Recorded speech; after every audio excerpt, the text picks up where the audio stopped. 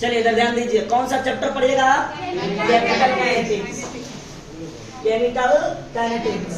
सुनिए, पहला क्वेश्चन आपसे क्या पूछेगा? जीबीआई क्वेश्चन है ये, ठीक है। तो पहला क्या कहता है? What are average and instantaneous rate of reaction को परिभाषित करे, या दोनों में अंतर लिखे। आपसे बिहार बोर्ड में पूछा गया क्वेश्चन है, या अदर बोर्ड में बार बार रिपीट करता क्वेश्चन। तो सुनिए पहला पॉइंट, सबसे पहले एवरेज रेट ऑफ रिएक्शन होता क्या, इस पर ध्यान देंगे, ठीक। Rate of change of concentration per unit time, जब कंसंट्रेशन टाइम के साथ चेंज कर जाए, बदल जाए। चेंज मतलब चाहे इंक्रीज करे चाहे डिक्रीज करे। Rate of change of concentration per unit time, तो बाबू इसका नाम क्या दोगे? Average rate of reaction. Average rate of reaction. हम ले लिए ए रिएक्टेंट है जो बदल रहा है क्या चीज में? प्रोडक्ट में। तो पहले इसका ग्राफ देखते हैं। चलिए इधर ध्यान दीजिए, ग्राफ ये आपका ग्राफ हुआ। किसके बीच में ग्राफ होगा? थोड़ा सा दिमाग लगाइएगा। ये ग्राफ बनेगा कंसंट्रेशन और टाइम के बीच का ग्राफ। टाइम कैसा यूनिट में बच्चा बता सकते हो? और कंसंट्रेशन कैसा यूनिट बता सकते हो? यहाँ लिख देंगे मोल पर लीटर। ओके बालक, इसका ग्राफ कैसा बनेगा? ये टाइम के साथ रिएक्टेंट डिक्रीज कर रहा है, तो टाइम के साथ ये रिएक्टेंट देखो डिक्रीज कर रहा है, घट रहा है ना। जब हम कंसंट्रेशन लिए A1 तो टाइम क्या था? T1। जब कंसंट्रेशन हुआ A2 तो टाइम क्या हो गया? T2। उसका एवरेज ज्ञात करना है। एवरेज बाबू हम कैसे ज्ञात करेंगे? थोड़ा सा दिमाग लगाइए। यहाँ पे देखिए, एवरेज रेट ऑफ रिएक्शन बोले थे ए रिएक्टेंट टाइम के साथ क्या हो रहा? सर ए रिएक्टेंट टाइम के साथ डिक्रीज हो रहा। तो डिक्रीज हो रहा तो साइन कौन सा लेंगे? माइनस। कौन सा साइन लेंगे? माइनस। अब कहां से कहां डिक्रीज करता? A2 डिग्री में घटता है, तो A2 माइनस A1। इसका फाइनल हुआ A2, इनिशियल हुआ A1, तो A2 माइनस A1। अब बट्टा में जब A2 लिए तो टाइम क्या था? जब आप A2 लिए तो टाइम T2 था, A1 लिए तो टाइम T1। तो फॉर्मूला क्या लिखिएगा? A2 माइनस A1 बट्टा में T2 माइनस T1। तो बालक यहाँ पे माइनस आ गया। A2 माइनस A1 चेंज है ना, फिजिक्स में आप चेंज पढ़ेंगे। एरर मतलब क्या किसे रिप्रेजेंट करते हैं? डेल्टा। तो क्या लिखेंगे? डेल्टा ए के concentration divided by delta T, ये आपका फॉर्मूला आ गया। ओके, ये average rate of reaction complete हो गया। Average rate of reaction time के साथ क्या हो रहा? ये डिक्रीज कर रहा, घट रहा। इसे आप थोड़ा सा दिमाग लगाइएगा। उसी का दूसरा पार्ट है कौन सा? Instantaneous rate of reaction. बहुत बढ़िया टॉपिक है। किसी खास पॉइंट पे आप रेट ज्ञात कीजिए, लिख देंगे एक लाइन वाला। क्या लिखेगा? इट इज, क्या लिखेगा? It is rate at particular time या पार्टिकुलर इंस्टेंट। किसी खास पॉइंट पर पूछेगा, किसी खास टाइम पर पूछेगा, तब उसी को क्या बोलेंगे हम? Instantaneous rate of reaction. भाई इंस्टेंटेनियस रेट ऑफ रिएक्शन के लिए हम ग्राफ बनाएंगे। देखिए हम ग्राफ क्या बनाएंगे? ए रिएक्टेंट क्या चीज में बदल रहा है? प्रोडक्ट में, यही ना। किसके बीच में अगर आप बनाइएगा? कंसंट्रेशन और टाइम के बीच में। भाई कंसंट्रेशन का unit mole per litre, time का यूनिट सेकेंड। ग्राफ कैसे बनेगा? ग्राफ डिक्रीज करेगा, क्योंकि रिएक्टेंट टाइम के साथ क्या हो रहा? घट रहा, डिक्रीज कर रहा।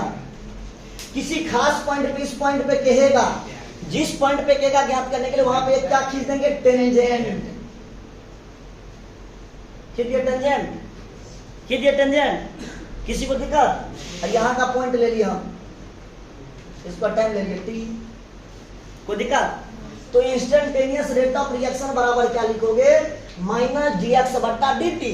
ये ना पढ़े थे इंस्टेंटेनियस में। यहाँ पे रिएक्टेंट क्या A है, तो यहाँ का फॉर्मूला खुद बना देना। क्या लिखिएगा फॉर्मूला में? माइनस dA के कंसंट्रेशन डिवाइडेड बाय dt, ये आपका फॉर्मूला आ जाएगा।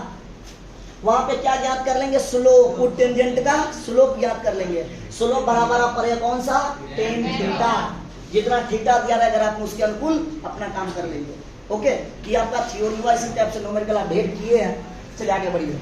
ये आपका average rate of reaction, instantaneous rate of reaction क्या हो गया? कंप्लीट। अब दूसरा लॉ पढ़ोगे। कौन सा law?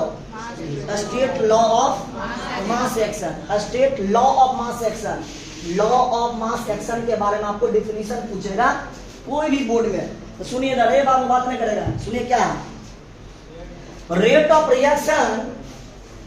Reaction directly proportional to product of concentration of reactant is called, क्या नाम देंगे, लॉ ऑफ मास एक्शन, या उसका दूसरा नाम क्या दोगे, रेट लॉ।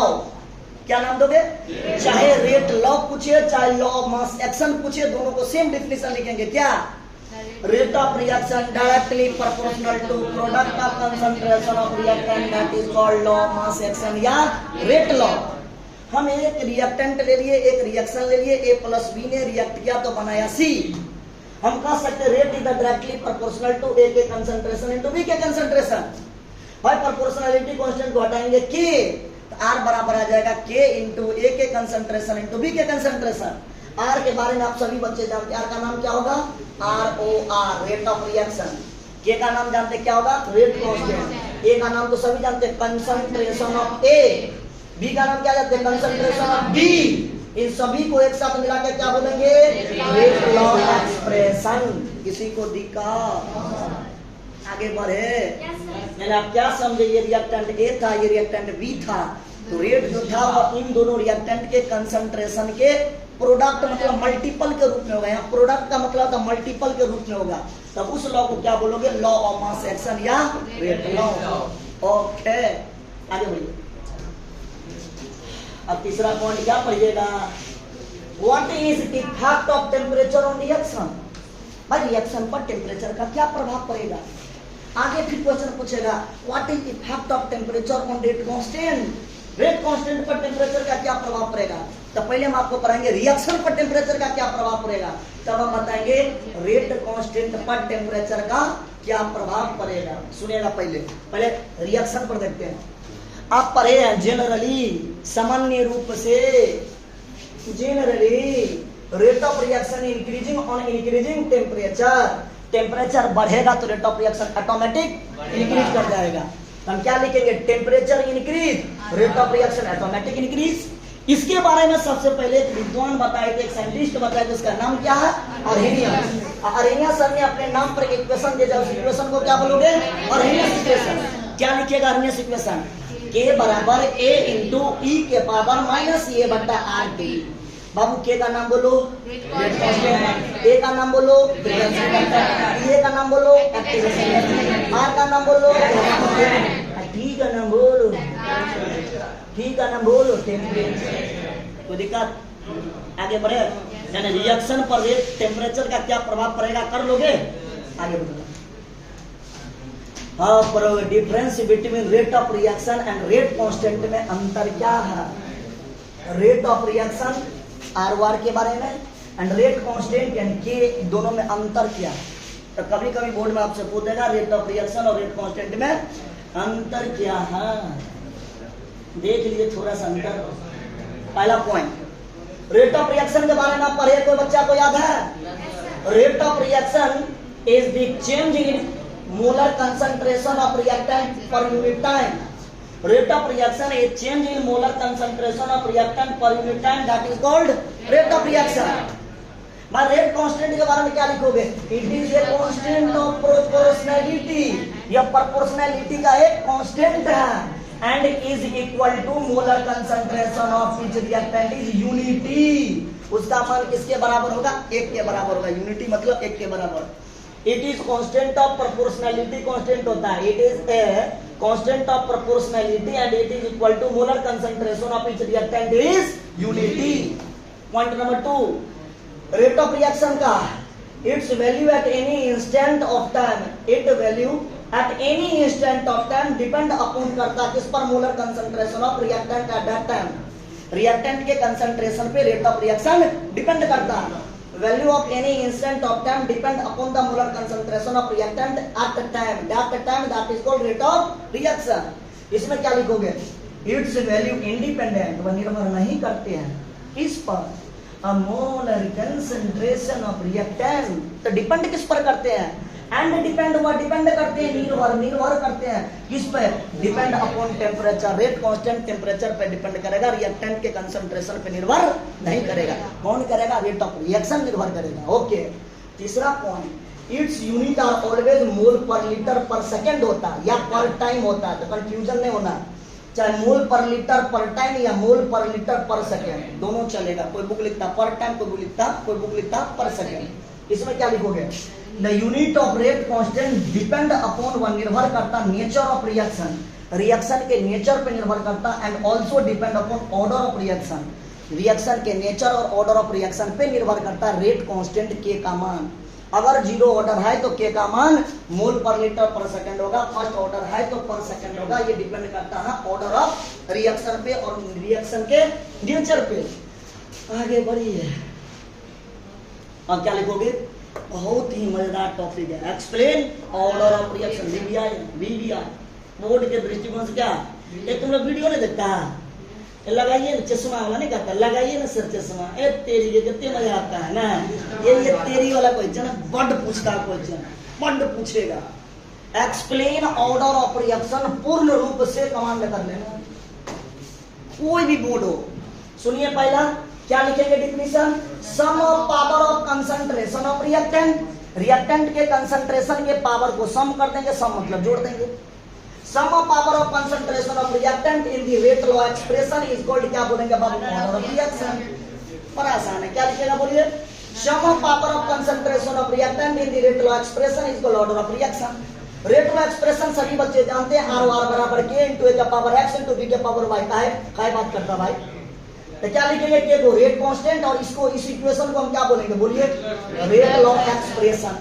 यहाँ आर हो गया, के हो गया, रेट कांस्टेंट ए का बारे में जानते हैं, कंसंट्रेशन ऑफ ए, बी के बारे में जानते हैं, कंसंट्रेशन ऑफ बी, एक्स के बारे में जानते हैं, order of reaction with respect to A, Y क्या होता है? Order of reaction with respect to B.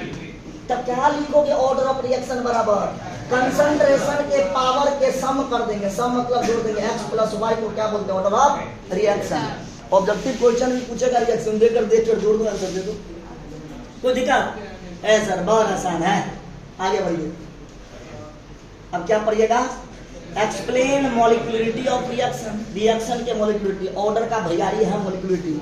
आप एक कंसंट्रेशन टर्म में पढ़ेंगे मोलरिटी, ई वाला में ये है मॉलिक्यूलरिटी ऑफ रिएक्शन, रिएक्शन के मॉलिक्यूलरिटी को प्रभाषित करे या एक्सप्लेन करे, वर्णन करे।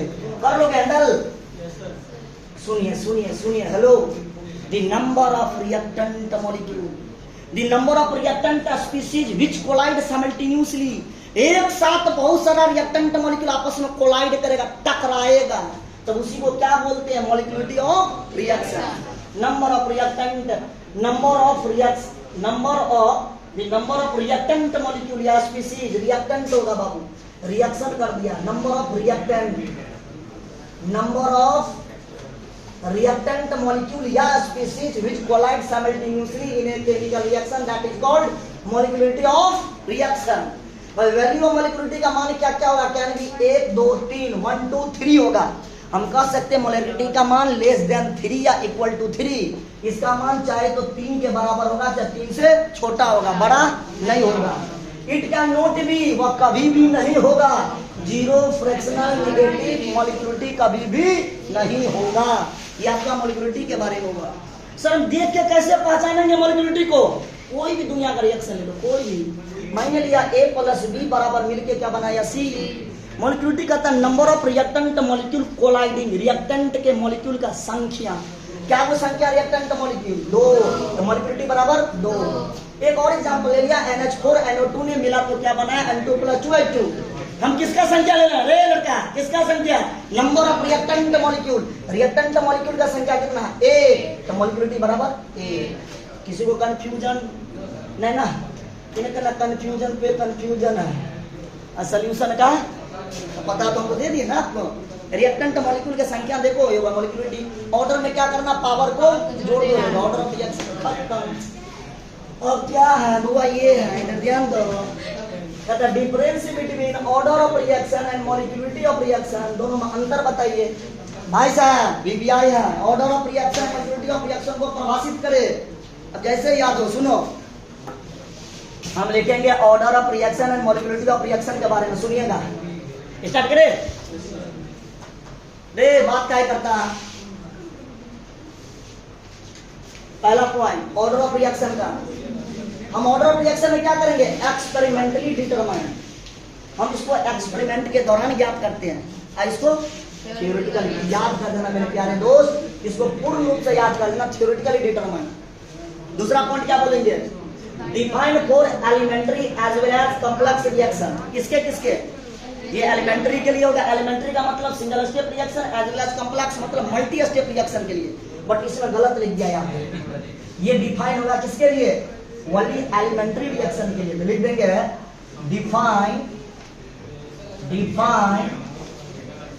Define for elementary reaction. Elementary, ये केवल डिफाइन होगा किसके लिए बाबू? एलिमेंट्री रिएक्शन के लिए। ओके। तीसरा पॉइंट, ऑर्डर कैन बी क्या हो सकता है? Sir order can be negative, zero, positive और फ्रैक्शनल हो सकता है। बट मॉलिक्यूलरिटी का मान क्या हो सकता है? मॉलिक्यूलरिटी केवल पॉजिटिव इंटीगर हो सकता है। पॉजिटिव इंटीगर इसका मान क्या क्या हो सकता है? 1, 2, 3। तो बच्चा का राजा मशीन इधर ध्यान दो ना जी। चौथा क्या लिखेगा? Order can be greater than 3। Order का मान 3 से बड़ा होगा।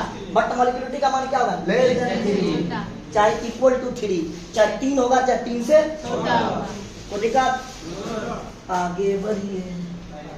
छोटा सा भुआ वाला क्वेश्चन देखिए, सुनिए क्या क्वेश्चन है। न्यूमेरिकल देख के दिल खुश हो जाएगा ना। अभी जैसे चल रहा है वही वाला नहीं चल रहा। ए सर चश्मा लगाइए ना सर, कितने स्मार्ट लग रहा ना।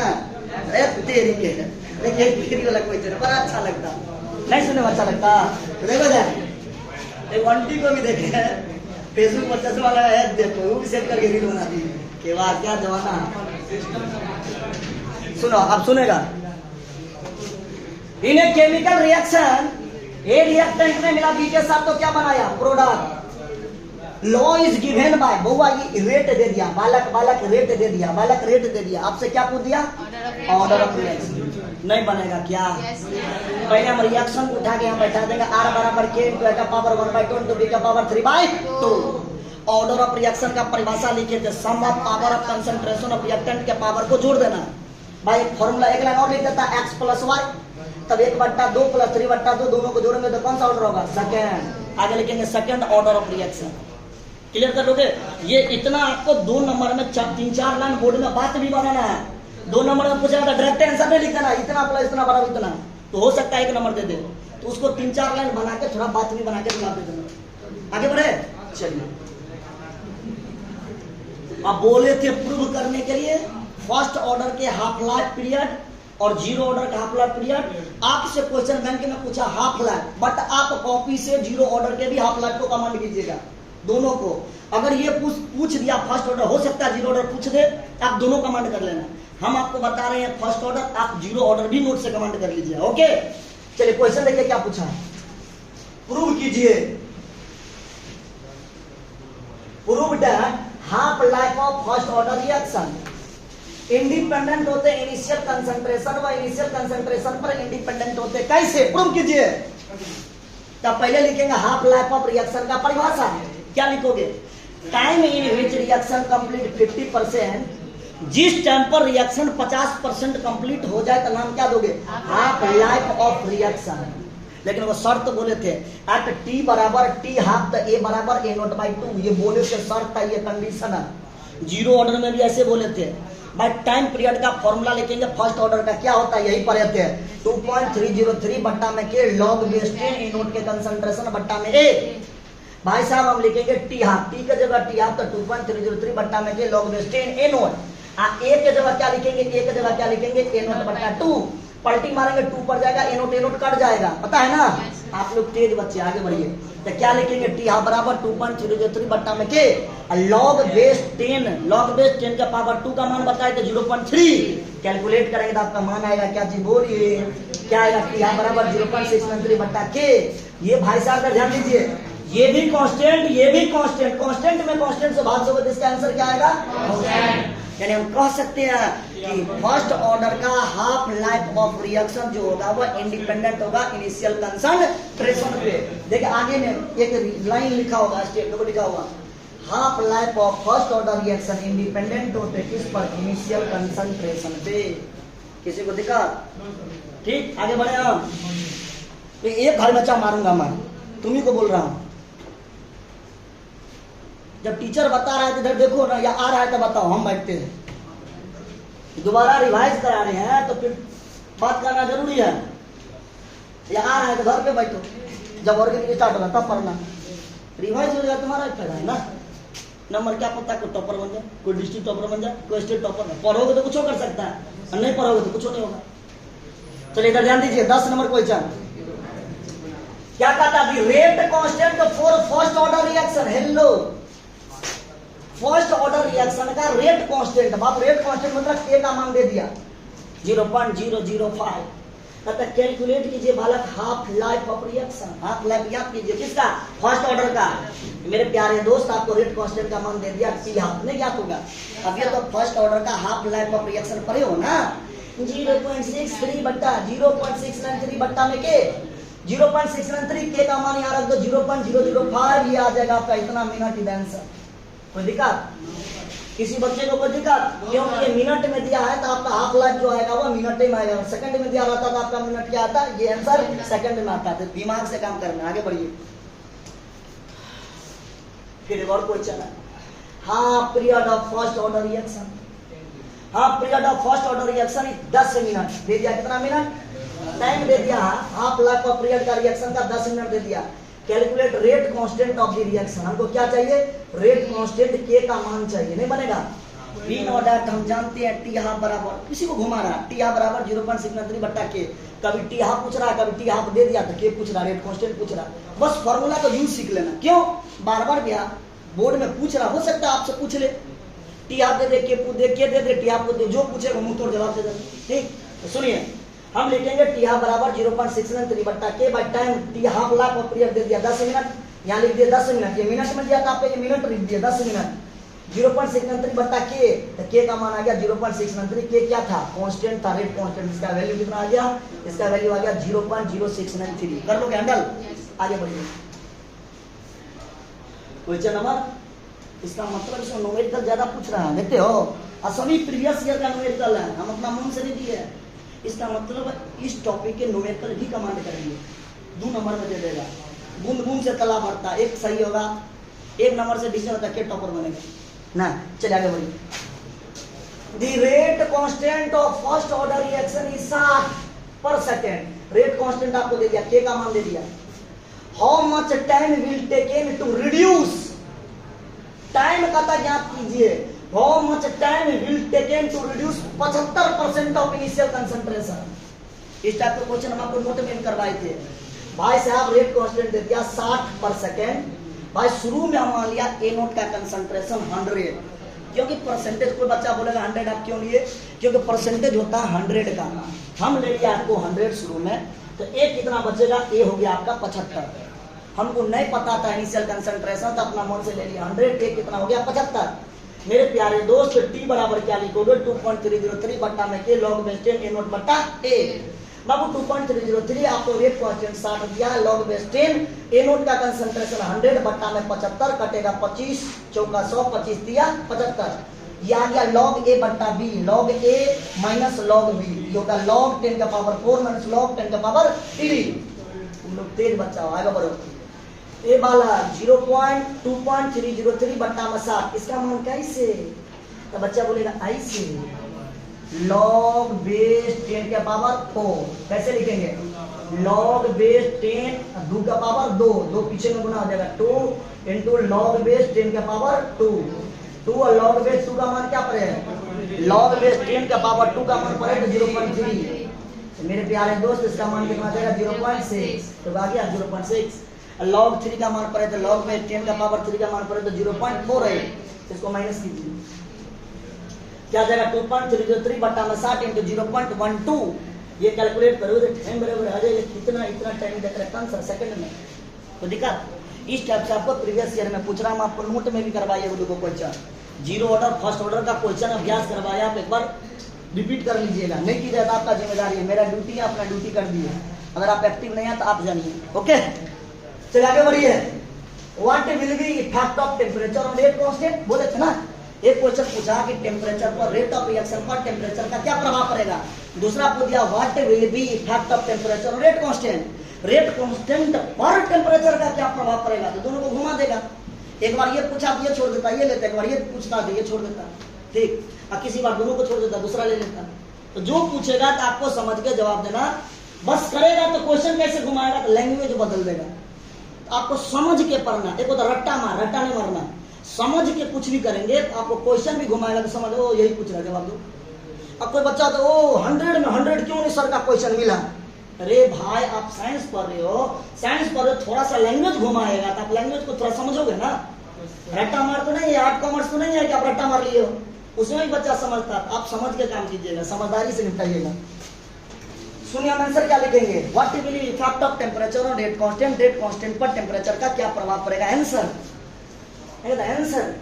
For a chemical reaction with rise in temperature, chemical reaction में अगर टेम्परेचर बढ़ेगा तो बाय 10 डिग्री टेम्परेचर अगर बढ़ गया तो रेट कांस्टेंट क्या हो जाएगा, नियरली डबल। इस टाइप का क्वेश्चन में आपको नोट में क्वेश्चन न्यूमेरिकल भी कराए हैं। टेम्परेचर बढ़ता था तो रेट कांस्टेंट डबल होते जाता था, डबल होते जाता। नोट चेक करना, नोट में क्वेश्चन भी करवाए हैं।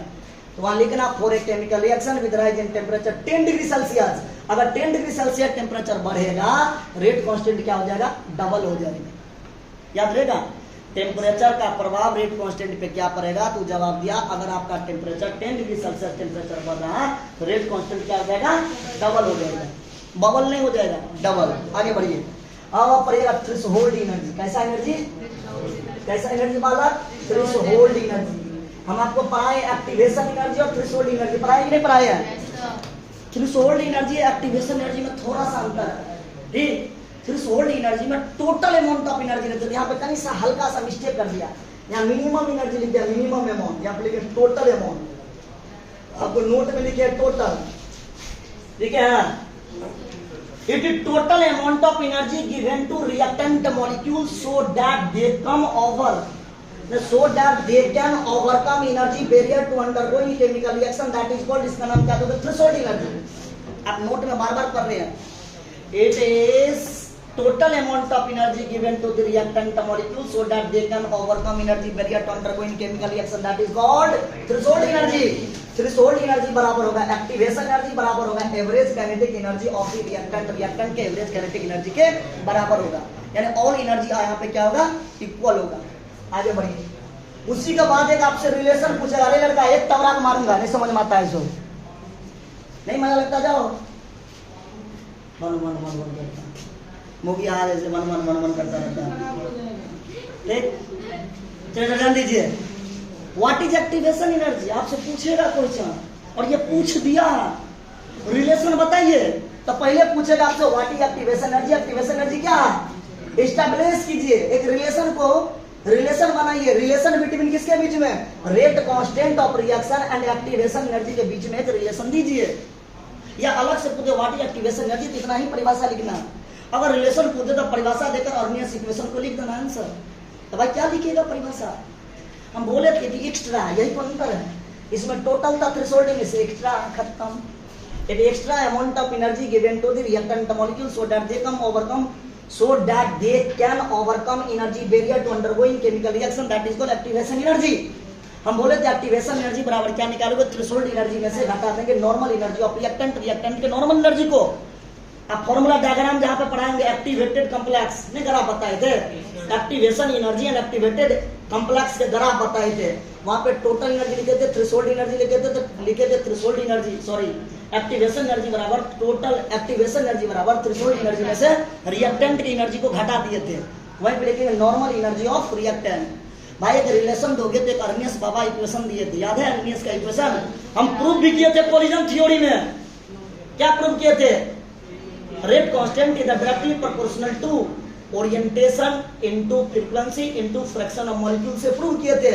आपको इक्वेशन आया था k बराबर a इंटू e के पावर माइनस ए बटा RT। के का नाम बोलो रेट कांस्टेंट, ए का नाम बोलो फ्रीक्वेंसी फैक्टर, या उसी को बोले थे exponential factor, pre exponential factor, या उसी को बोले थे अर्नियस फैक्टर। याद है, रिवाइज नहीं करते हो। ये का नाम होता है एक्टिवेशन एनर्जी, आर का नाम होता है गैस कांस्टेंट, टी का नाम होता है टेम्परेचर। तब उस इक्वेशन का नाम क्या दोगे, इस इक्वेशन का नाम क्या दीजिएगा मेरे प्यारे दोस्त, अर्नियस इक्वेशन। ये सभी बात नीचे में लिख दिया। ये को बोलते हैं एक्टिवेशन एनर्जी, ये को क्या बोलते हैं एक्टिवेशन एनर्जी, ई को बोलते हैं एक्सपोनेंशियल फैक्टर या कांस्टेंट, आर को बोलते हैं गैस कांस्टेंट, डी को बोलते हैं टेम्परेचर। ये आपका टॉपिक क्या हो गया, खत्म। केमिकल काइनेटिक्स समाप्त। किसी को दिक्कत, बस आपको 15 को क्वेश्चन बोर्ड के लिए तैयारी करना है। इसके अलावा आपको नहीं पढ़ना। इतना कमांड हो जाए, कोई भी मॉडल सेट, कोई भी पेपर निकालो, कोई भी बोर्ड के, मैक्सिमम इसी से आएगा 95%, देखो दुगो को छोड़ के। ठीक, इतना कमांड कर लोगे? ओके बालक, ऑल द बेस्ट, धन्यवाद।